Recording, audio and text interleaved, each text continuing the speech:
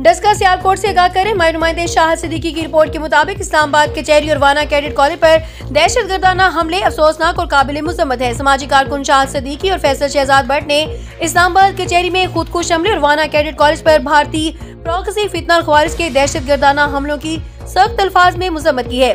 गुलाम मुस्तफा कादरी, मरकजी deputy chief organiser कौमी अमन committee बराए बैनुल मज़ाहिब हमांगी एम शाहिद सिद्दीकी मुश्तरका बयान में कहा कि मासूम शहरियों, वुकला और नौजवान तलबा पर हमले इंसानियत दुश्मनी और इस्लाम दुश्मनी के मुतरादिफ है।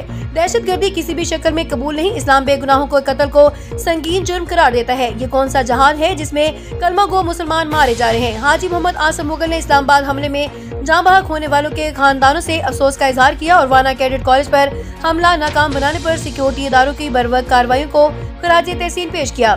मियां मुबारक अली एडवोकेट ने आर्मी बिरादरी को मुतनब्बे किया है कि भारत अपनी साजिशेबाज ना आया तो पाकिस्तान भरपूर और मौसर जवाब देने की सलाहियत रखता है। गुलाम मुस्तफा कादरी और शाहिद सिद्दीकी ने कहा कि फितना ख्वारिज की दहशतगर्दी को जड़ से खत्म करने के लिए रियासत, अवाम और सियासी और मजहबी है क़यादत का मुत्तहिद होना वक्त की जरूरत है।